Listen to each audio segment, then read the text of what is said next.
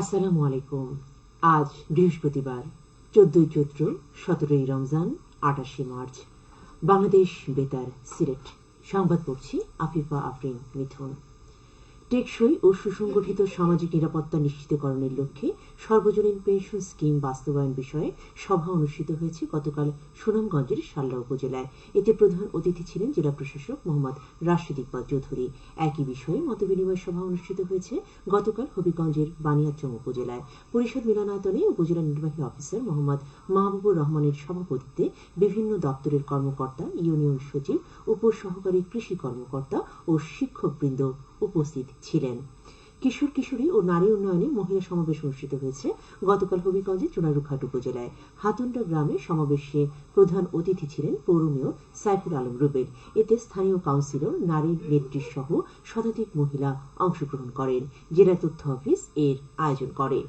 মহান স্বাধীনতা ও জাতীয় দিবস উপলক্ষে আলোচনা সভা অনুষ্ঠিত হয়েছে গতকাল মৌলভীবাজারে সরকারি উচ্চ বিদ্যালয় অডিটোরিয়ামে অনুষ্ঠিত সভায় প্রধান অতিথি ছিলেন জেলা আওয়ামী লীগ সভাপতি ও সাবেক সংসদ সদস্য নেসার আহমেদ। বিশেষ অতিথি ছিলেন সাবেক সংসদ সদস্য ও প্যানেল স্পিকার সৈয়দা শায়রা মহসিন এবং মৌলভীবাজার পৌরসভার মেয়র ফজলুর রহমান।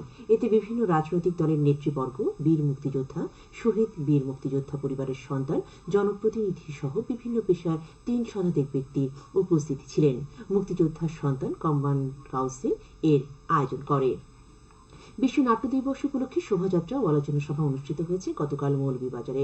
সকালে জেলা শিল্পকলা একাডেমি প্রাঙ্গণ থেকে বের হয় বর্ণাঢ্য শোভাযাত্রা।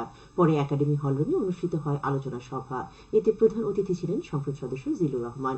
জেলা প্রশাসক ডক্টর উর্মি বিনতে সালামের সভাপতিত্বে বিশেষ অতিথি ছিলেন জেলা পরিষদ চেয়ারম্যান মিসবাউর রহমান ও জেলা পুলিশ সুপার মোহাম্মদ মঞ্জুর রহমান। এতে বিভিন্ন সামাজিক, সাংস্কৃতিক ও নাট্য পরিষদের নেতৃবর্গ, সুশীল সমাজের প্রতিনিধি, সাংবাদিক সহ 2 শতাধিক ব্যক্তি উপস্থিত ছিলেন। জেলা শিল্পকলা একাডেমি ও সম্মিলিত নাট্য পরিষদ যৌথভাবে এর আয়োজন করে। হবিগঞ্জে পৌর এলাকার নাতিরাবাদ থেকে কালীগাছতলা পর্যন্ত রাস্তা ও ড্রেন নির্মাণ কাজ শুরু হয়েছে গতকাল সকালে। এই কাজের উদ্বোধন করেন পৌর মেয়র আতর রহমান সেলিম। এ সময় পৌর কাউন্সিলর সহ এলাকার গণ্যমান্য ব্যক্তিবর্গ উপস্থিত ছিলেন। পৌর প্রকৌশল বিভাগ 1,35,00,000 টাকা ব্যয়ে এই প্রকল্প বাস্তবায়ন করছে। মৌলভীবাজারের কোমলগঞ্জ উপজেলার আদমপুর ইউনিয়নের হকতিয়ার খোলা সরকারি প্রাথমিক বিদ্যালয়ের নতুন দ্বিতল একাডেমিক ভবনের নির্মাণ সম্পন্ন হয়েছে। সরকারি প্রাথমিক বিদ্যালয়ের উন্নয়ন প্রকল্পের আওতায় স্থানীয় সরকার প্রকৌশল বিভাগ এই কাজে 84 লাখ টাকা ব্যয় করছে। নিরাপদ খাদ্য প্রাপ্তি নিশ্চিত করার লক্ষ্যে অভিযান পরিচালনা করেছে জাতীয় ভোক্তা অধিকার সংরক্ষণ অধিদপ্তর মৌলভীবাজার জেলা কার্যালয়। গতকাল শ্রীমঙ্গলে অভিযান পরিচালনাকালে অস্বাস্থ্যকর পরিবেশে খাদ্য তৈরি ও সংরক্ষণ করা, খাদ্য পণ্যে নিষিদ্ধ দ্রব্যের মিশ্রণ করা সহ বিভিন্ন অনিয়মের দায়ে 2টি প্রতিষ্ঠানকে জরিমানা করা হয়। খেলার খবর ক্রিকেট। সিলেট জেলা স্টেডিয়ামে দ্বিতীয় বিভাগ ক্রিকেট লিগে আজ স্টার্স ইউনাইটেড ক্লাব 11 স্টার্স ক্লাবের মোকাবেলা করবে। গতকাল 11 ব্রাদার্স ক্লাব 62 রানে ইয়ং ভিক্টর ক্লাবকে পরাজিত করেছে। প্রথমে ব্যাট করে 11 ব্রাদার্স ক্লাব 35 ওভারে 8 উইকেট হারিয়ে 150 রান করে। জবাবে ইয়ং ভিক্টর ক্লাব 20 ওভারে 88 রানে গুটিয়ে যায়। ফুটবল। নগরীর আখালী পাঠানটোলা পয়েন্ট সংলগ্ন মাঠে প্রথম চেয়ারম্যান কাপ মিডবার football tournament friends cup champion হওয়ার গৌরব অর্জন করেছে।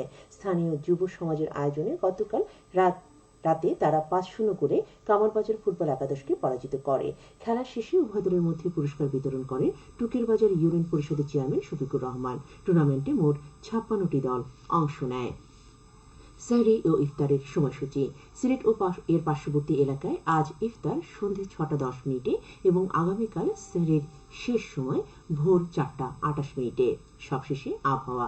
আজ বেলা 1টা পর্যন্ত পূর্বাভাসে বলা হয়েছে সিলেট ও পার্শ্ববর্তী এলাকায় আজ কোনো সতর্কবাণী নেই এবং কোনো সংকেত দেখাতে হবে না।